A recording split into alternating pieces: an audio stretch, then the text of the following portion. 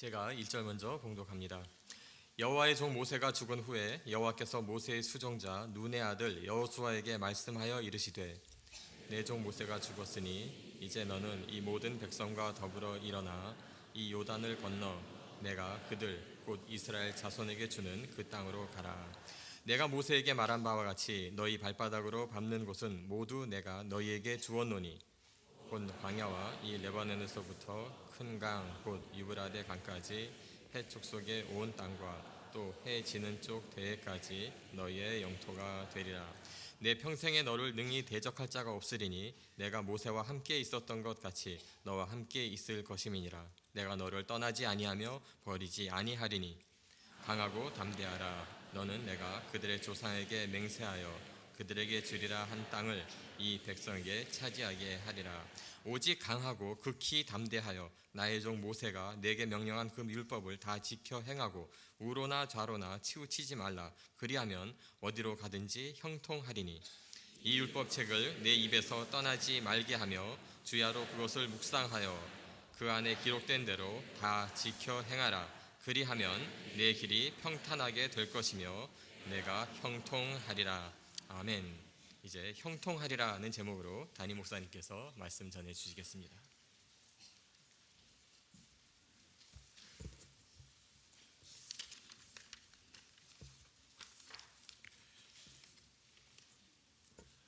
오늘 2부 예배 오신 우리 성도님들 주의 이름으로 환영합니다. 참 잘 오셨습니다. 우리 옆에 분들하고 이렇게 인사 한번 하시겠어요? 참 잘 오셨습니다. 네. 한마디 더 하세요. 이렇게 웃으면서 절대 인상 쓰지 마시고 웃으면서 하나님의 은혜가 함께하길 바랍니다.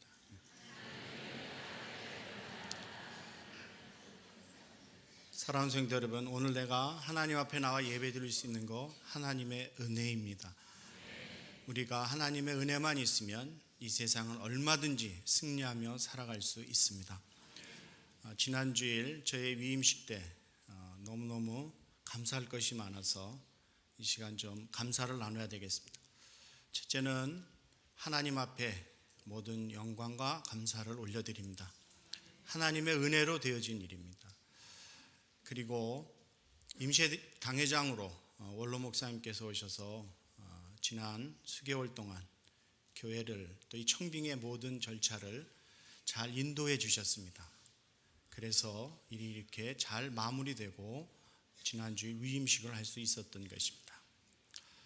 또 세 번째는 청빙위원으로 수고하신 네 분의 장로님들 정말 수고 많이 하셨습니다. 누군지 다 아시죠? 네. 장로님들께서 뉴욕에 오셔서 저를 처음에 만나시는데 얼마나 인상이 좋은지 달덩어리 같더라고요.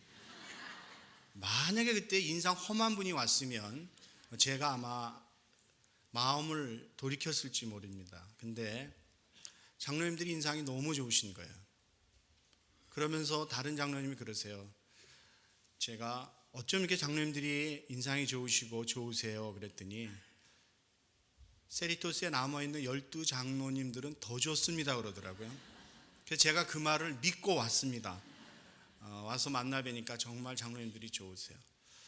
우리 청비영 장로님들께서 저는 교회 예산으로 뉴욕에 오셨는 줄 알았더니 다 자기 주머니에서 비행기표 사시고 그렇게 하셔서 자기 경비를 들여서 오셔서 저를 만나신 거예요.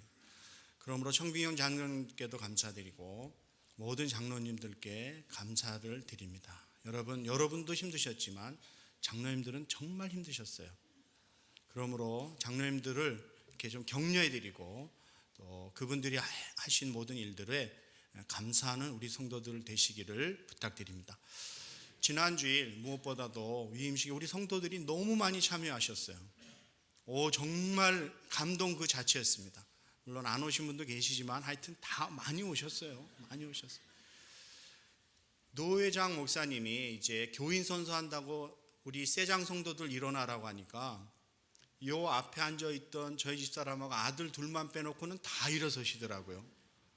여러분 보통 위임식에 교인들이 그렇게 많이 참석 안 합니다. 외부에서 손님도 오시고 이렇게 해서 되는 건데 외부에서 손님들은 이렇게 많이 안 오셨고 또 시간도 잘 안 맞고 그래서 잘 못 오셨습니다. 동부에 있는 저희 가족도 참여를 못했습니다.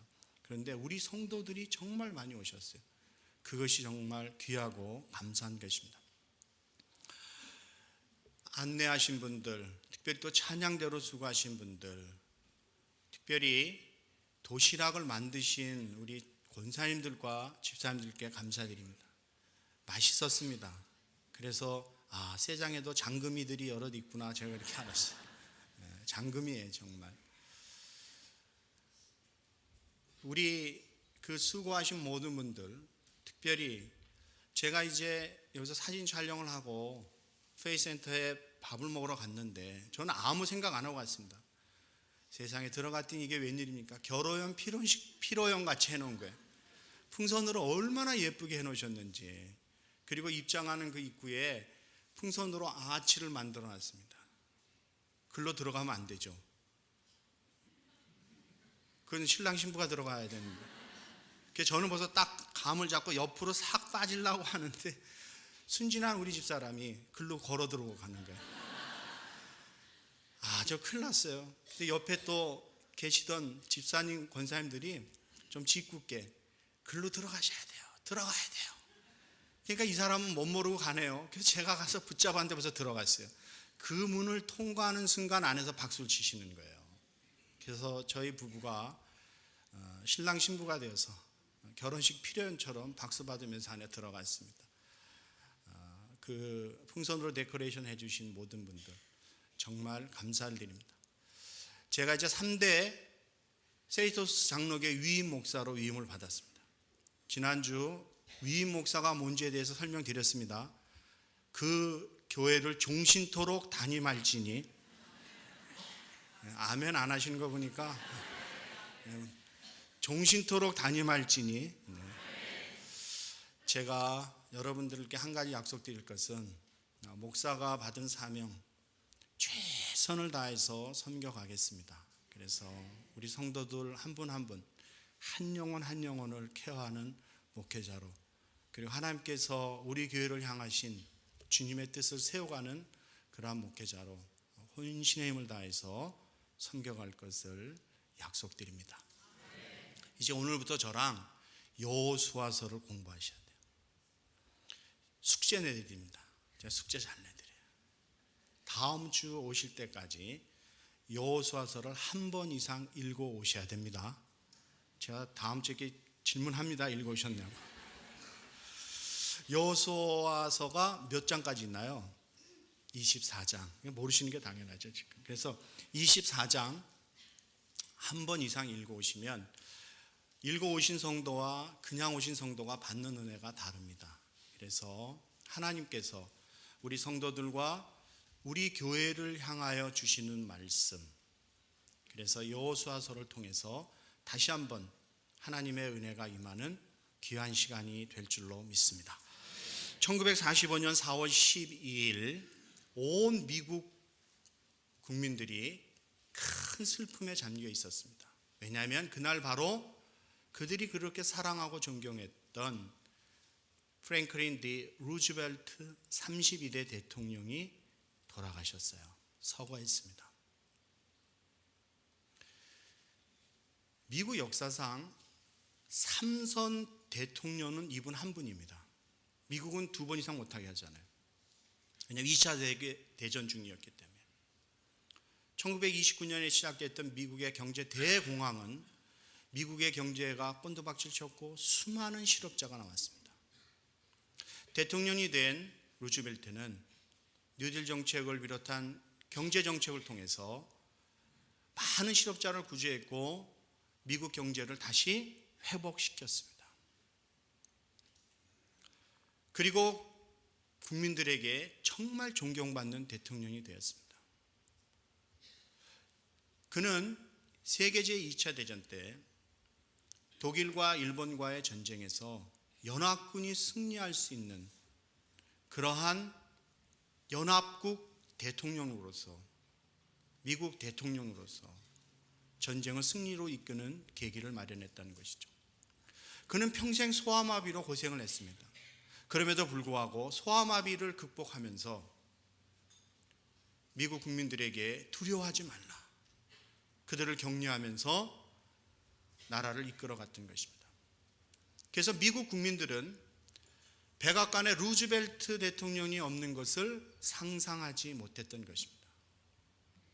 그런데 그 대통령이 갑자기 서거함으로 말미암아 온 국민들이 슬픔에 잠겨 있게 되었던 것입니다. 그런데 미국 국민보다 훨씬 더 큰 슬픔과 특별히 두려움에 쌓여있던 한 사람이 있었습니다.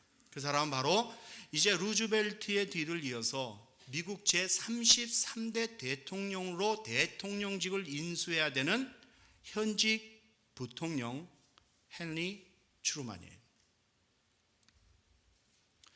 그는 루즈벨트가 갑자기 서거할 줄 생각도 못했습니다. 그리고 워낙 루즈벨트가 미국과 전 세계에 존경받는 위대한 대통령이고 거장이기 때문에 그의 뒤를 이은다는 그 사실 자체가 그에겐 너무나 큰 부담이었습니다.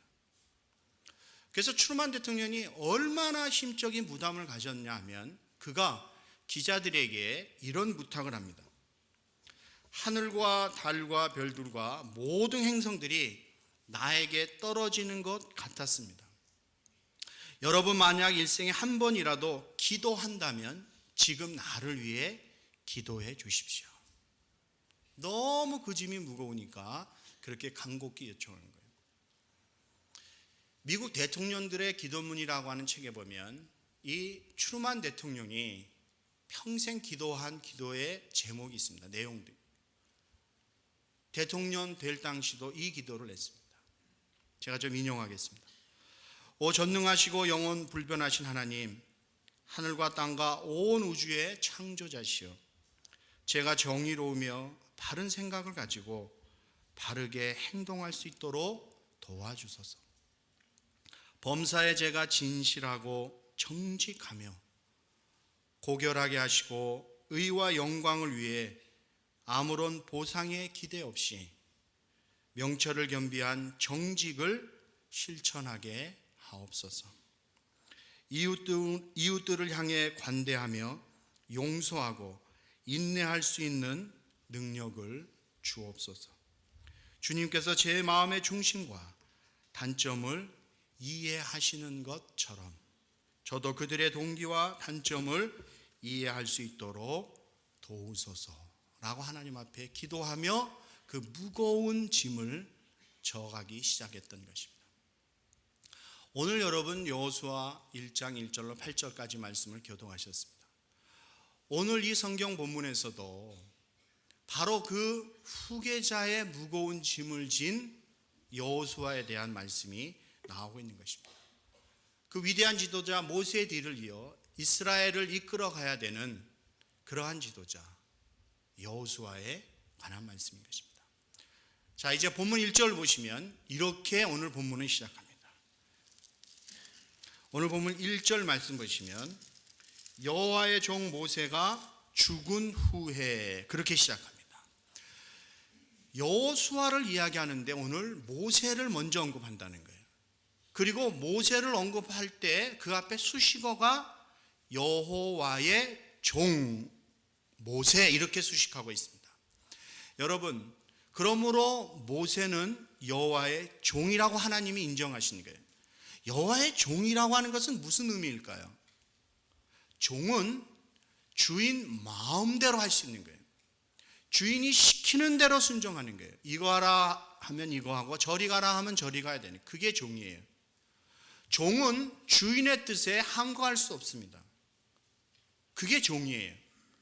그러므로 여호와의 종이라는 의미는 뭐냐면 하나님께서 마음대로 자유자재로 편하게 부리실 수 있었던 사람, 그 사람이 바로 모세라는 것입니다. 모세의 인생은 애국 왕자로서의 40년, 미디안 광야에서 목동으로 40년, 그리고 인생을 거의 포기한 순간 하나님이 그를 부르셔서 애굽에서 고생하는 하나님의 백성들을 출애굽시키는데 이스라엘 지도자로서 마지막 3분의 1인 40년을 사용합니다. 하나님께서 모세를 얼마나 편하게 사용하셨는가. 모세만큼 하나님의 하신 일들을 목도하고 경험한 사람이 없는 것이죠.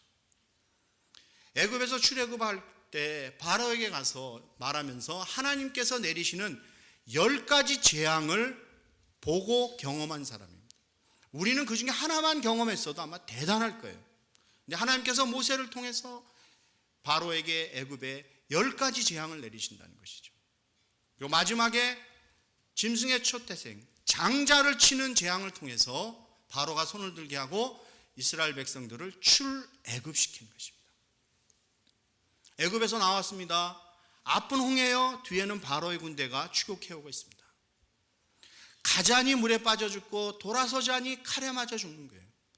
백성들은 그 현실 앞에서 원망합니다. 하나님의 애굽에서 행하신 일들을 까맣게 잊어버리고 순간의 어려움 때문에 하나님의 은혜를 망각하고 원망하고 불평하는 그 백성들 앞에서 오늘 너희를 위하여 행하시는 하나님의 구원을 보라 선포하면서 그가 갖고 있던 그 지팡이를 손을 내밀어 홍해를 가른 사람이 모세라는 것이죠. 그래서 이스라엘 백성들이 그 홍해를 마른 땅처럼 건너게 했던 것.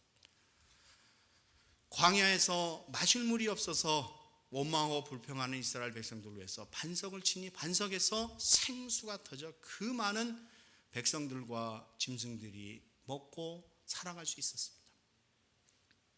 하나님께서 모세에게 명하시니 모세가 광야에서 성막을 짓게 되는 것입니다.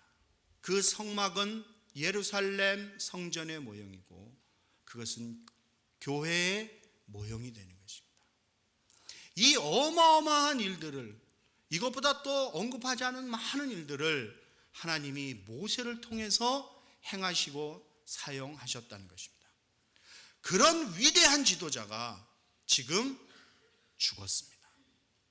그러므로 이스라엘 백성이 받는 충격은 이루 말할 수가 없고 이것은 국가적인 위기가 되는 것입니다. 그런데 하나님께서 이 위기에 새로운 리더를 준비시켰다가 등장시키는 것입니다. 그 리더가 바로 여호수아예요. 그러면 모세의 죽음과 여호수아의 등장, 그것으로 오늘 여호수아서는 시작이 되는데 모세의 죽음과 여호수아의 등장은 무엇을 우리에게 보여주고 있는 것일까요? 이것은 어떤 의미일까요? 사람은 바뀌어도 지도자는 바뀌어도 하나님의 구속의 역사는 계속된다는 것입니다. 여러분, 우리 세리토스 장로교회의 역사가 36년의 역사를 갖고 있습니다. 우리가 분명히 기억해야 되는 것은 이 교회를 개척하셔서 본당, 교육관, 선교관, 그리고 마지막에는 페이센터까지, 그리고 이 넓은 파킹장까지 완벽하게 준비하시고 평생 눈물과 땀으로 목회해 오신 원로 목사님의 수고를 기억하고 감사해야 하는 것입니다. 그분이 이제 때가 되면 2대 담임 목사를 모셔오고 깨끗하게 물려주시고 손을 떼시고 그 노구를 이끌고 캄보디아 그 무더운 선교의 현장으로 가신 것입니다. 저는 캄보디아 그 선교의 현장을 전에 한번 다른 교회 일로 방문해서 그것이 어떤 곳인지 잘 압니다. 그래서 그곳에서 본인이 하나님 앞에 기도하며 설립한 세리토스 장로교회의 평안과 부흥을 위해서 기도하시고 선교의 사명을 감당해 오셨던 것입니다.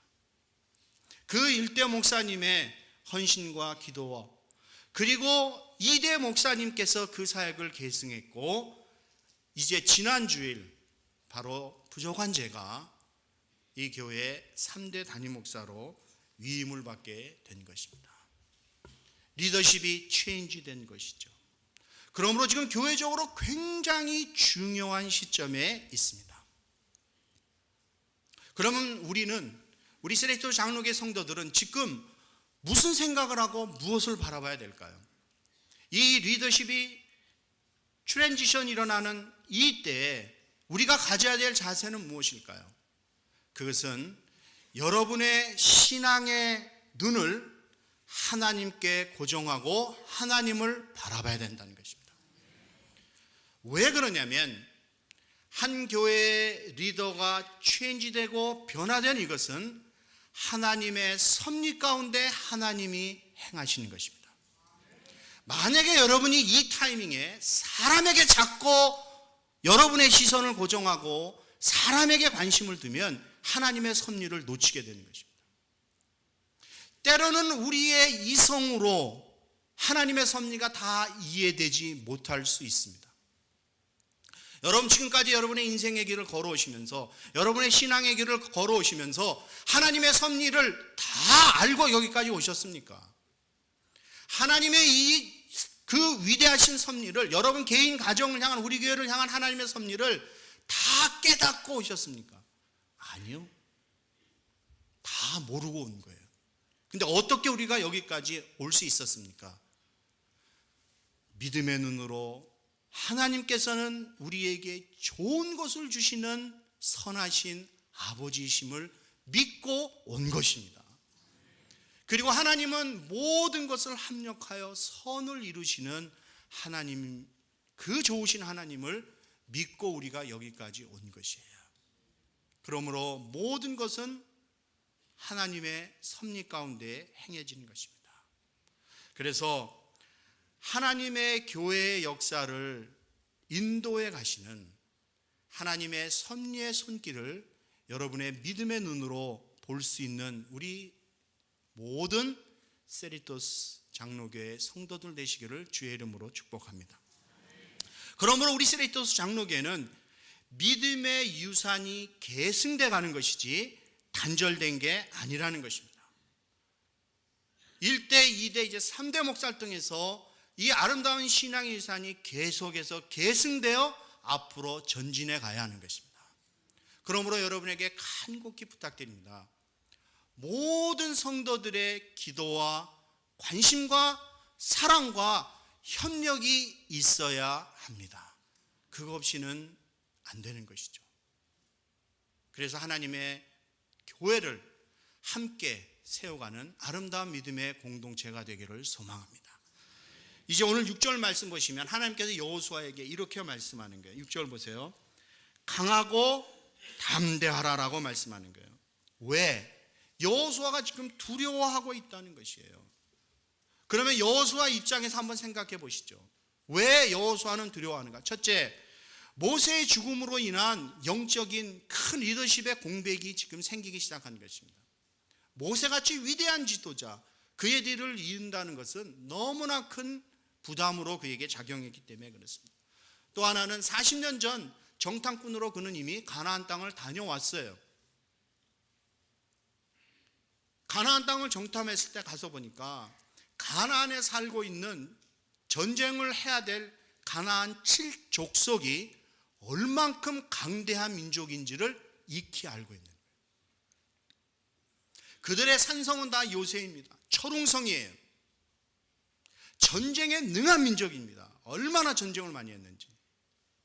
그리고 그들은 이미 철기를 사용하는 민족이에요. 그러나 이 당시 애굽에서 나온 이스라엘 백성들은 아직 철기를 사용하지 못한 민족이에요. 이게 전쟁의 게임이 되지 않는 것입니다.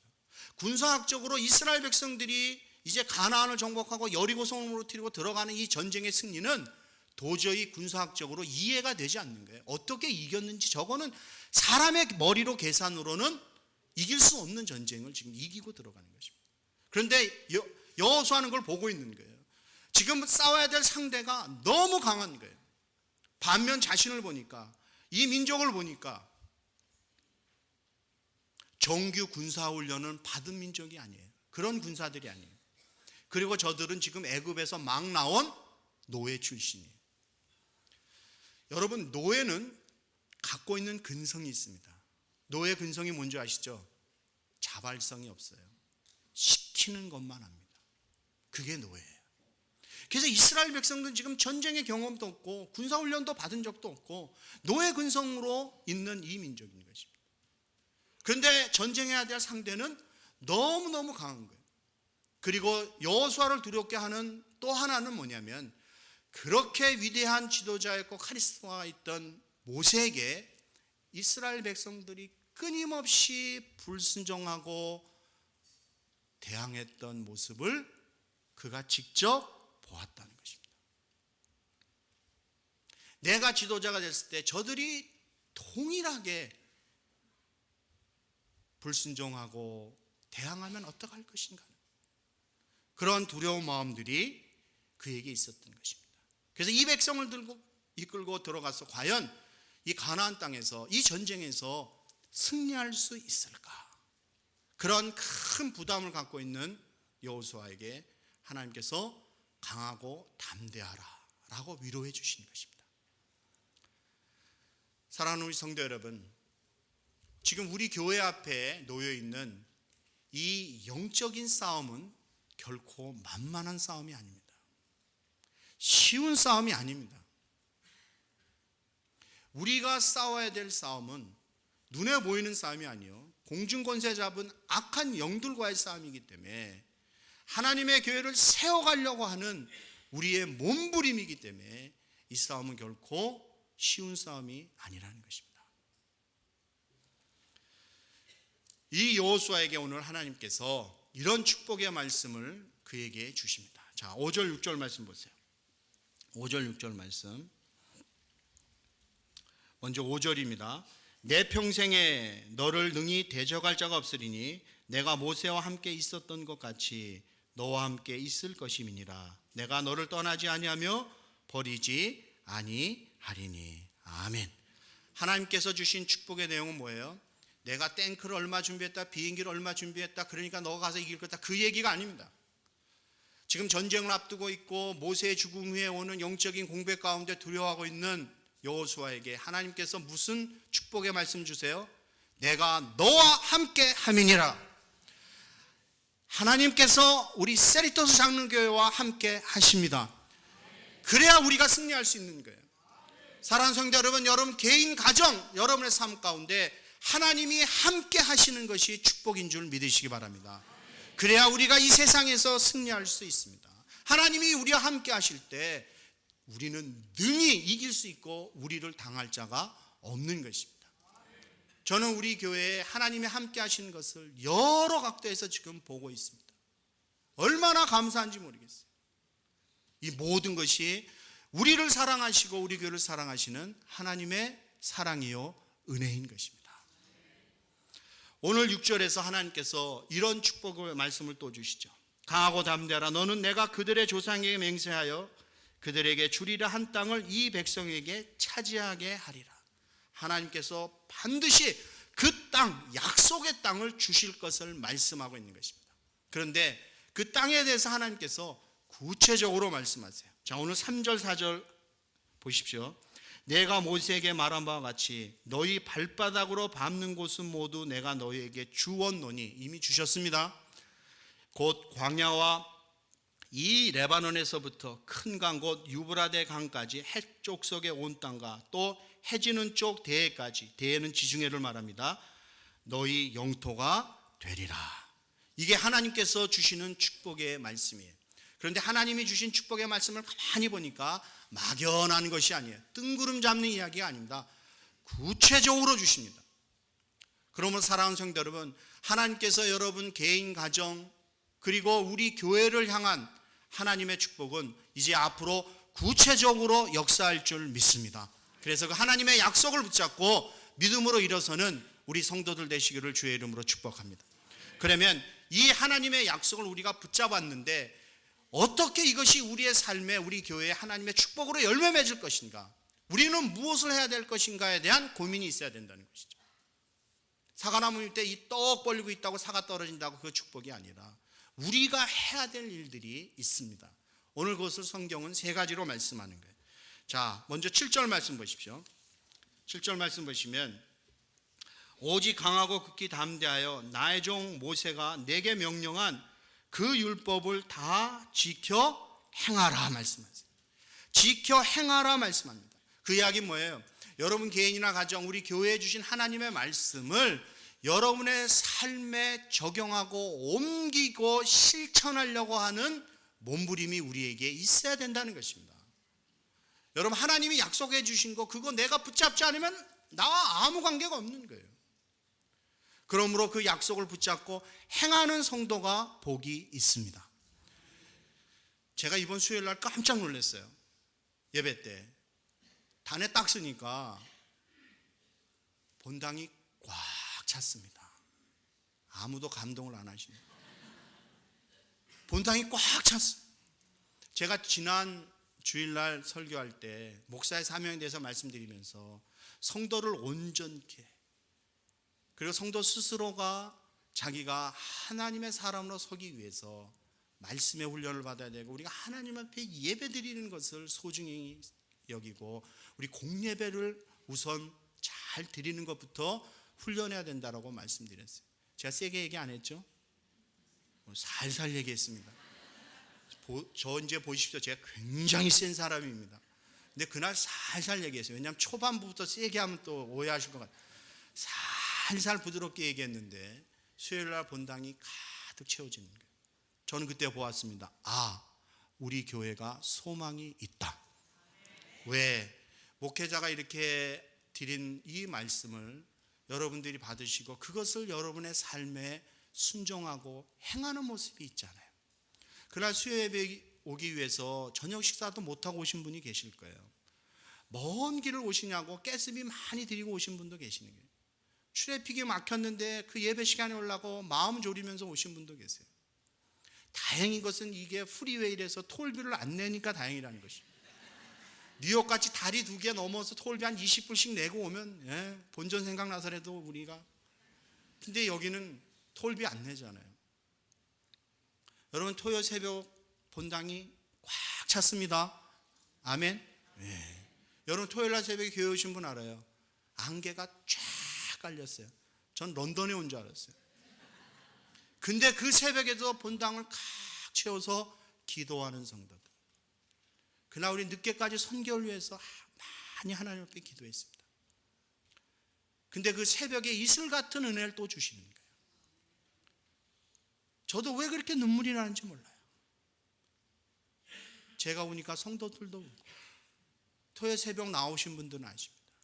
하나님이 우리의 영혼을 만져주시고 우리 교회를 사랑하시고 우리 성도들을 보듬어 주시는 그 이슬 같은 은혜가 새벽에 임하는 것입니다. 누가 받아요? 말씀을 행하는 사람이 받는 거예요. 그러므로 사랑하는 성도 여러분, 여러분의 삶 가운데 그리고 우리 교회 가운데 하나님이 주신 이 말씀을 붙잡고 행하는 성도, 행하는 우리 교회가 될 줄로 믿습니다. 두 번째는 오늘 7절 하반절 보시면 우로나 좌로나 치우치지 말라라고 말씀하세요.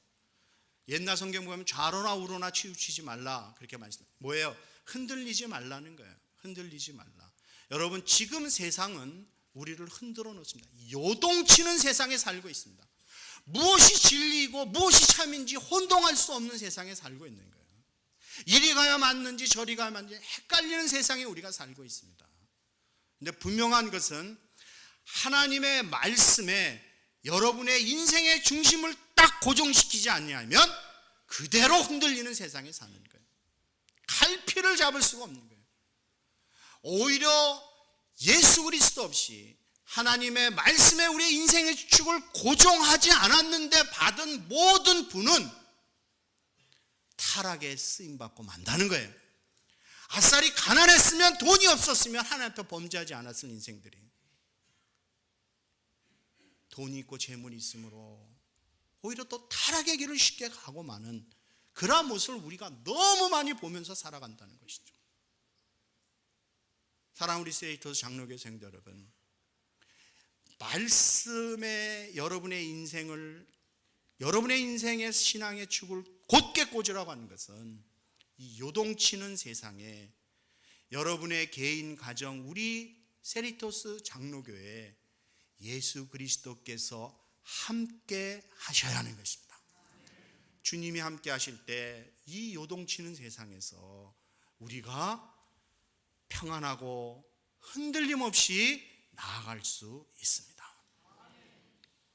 마지막 세 번째는 오늘 8절 말씀 같이 한번 읽었으면 좋겠습니다. 8절 시작. 이 율법책을 내 입에서 떠나지 말게 하며 주야로 그것을 묵상하여 그 안에 기록된 대로 다 지켜 행하라. 그리하면 내 길이 평탄하게 될 것이며 내가 형통하리라. 아멘. 바로 하나님의 말씀의 묵상을 하나님께서 요구하신다는 것이죠. 여러분, 지금 여호수아는 심히 두려운 가운데 있습니다. 지금 전쟁을 앞두고 있으면 군사를 이렇게 개편해라, 이런 무기를 가져라, 그래야 정상이잖아요. 그게 상식이 통하는 거잖아요. 지금 우리가 경제적인 이런 문제로 하나님 고민하고 있습니다. 우리 가정에 이런 아픔이 있습니다. 이러이러한 건강의 문제가 있습니다. 주님, 어떻게 우리가 이 인생에 우리 앞으로 우리의 교회 일들을 어떻게 우리가 해결하며 갈 수 있을까요? 하나님, 그 방법 좀 알려주세요. 우리는 그렇게 하나님께 질문하는데 하나님은 그 방법을 가르쳐 주시는 것이 아니라 너는 내 앞에서 말씀으로 서라는 것이에요. 하나님의 말씀을 묵상하라고 하는 것은 무엇이냐면 하나님의 말씀으로 양식 삼고 그 말씀을 붙잡고 가야 된다는 것입니다. 여러분, 이 말씀을 묵상한다라고 하는 것은 두 가지로 우리가 꼭 기억하셔야 돼요. 하나는 뭐냐면 짐승이 지금 배가 고프고 목이 말라서 먹을 것을 찾고 물을 찾아서 헐떡거리면서 가는 상태예요. 또 하나는 소가 되새김질 하듯이 그 위에 있는 것을 계속 되새김하면서 씹고 또 씹고 또 씹고, 그래서 그것이 자신의 몸 구석구석 세포 하나에까지 그 영양소가 전달될 수 있도록 씹고 또 씹고 또 씹는 것을 말씀하는 것입니다. 하나님은 우리에게 요구하십니다. 말씀을 묵상하라. 너희들이 너희 인생의 문제 앞에서 얼마만큼 하나님의 말씀을 적용하며 살려고 몸부림쳤냐는 것이죠. 여러분, 정말 하나님을 향하여 목마름이 있습니까? 여러분, 무엇에 인생의 문제를 갖고 오늘도 허덕이며 살아가십니까? 그 문제를 근본적으로 해결해 주실 수 있는 분이 누구예요? 바로 우리의 하나님이시라는 말이죠. 그래서 오늘도 우리는 하나님을 향하여 하나님, 내 영혼이 목이 마릅니다. 하나님, 내 영혼을, 내 이 영적인 갈증을 채워주시옵소서라고 하는 간절한 목마름을 갖고 오늘도 하나님을 찾는 자가 하나님을 만나게 되어 있는 것입니다. 여러분, 하나님의 말씀을 여러분의 삶에 적용시켜서 그 말씀이 얼마만큼 여러분을 지금 지배하고 다스리고 통치하며 살아가십니까? 하나님께서 오늘도 우리에게 그것을 요구하고 계신다는 것이죠. 인생에 다가오는 많은 문제가 아닙니다. 문제는 내가 하나님의 말씀 앞에 서지 못하는 것이고 그 말씀이 나의 삶에 찰실화되지 못하는 것이 문제라는 것입니다. 사랑하는 성도 여러분, 이제 하나님께서 여러분 개인이나 우리 세리토스 장로교회를 축복하시기를 원하십니다. 그런데 그 하나님이 원하시는 그 축복은 바로 말씀을 향한 간절함과 이 말씀을 우리 삶에 적용하며 이 말씀으로 양식 삼고 이 말씀을 기준으로 살아가는 성도의 삶 가운데 부으시는 하나님의 은혜요 축복인 것입니다. 그래서 우리 세리토스 장로교회는 철저하게 하나님 말씀 중심으로 세워져 가는 교회, 그리고 이 하나님의 말씀을 따라 순종하며 나아가는 교회, 그때 하나님께서 우리에게 주시는 형통의 복을 경험할 줄 믿습니다. 이제 우리 교회를 향하신 하나님의 놀라우신 섭리의 손길을 믿음의 눈으로 받아보면서 사람에 의해서 좌지우지되는 것이 아니라 하나님을 바라보고 하나님의 섭리에 우리의 신앙의 마음에 초점을 맞춰서 함께 이 하나님이 주시는 형통의 복을 누리고 나아가는 우리 모든 성도들 되시기를 간절히 축복합니다. 기도하겠습니다.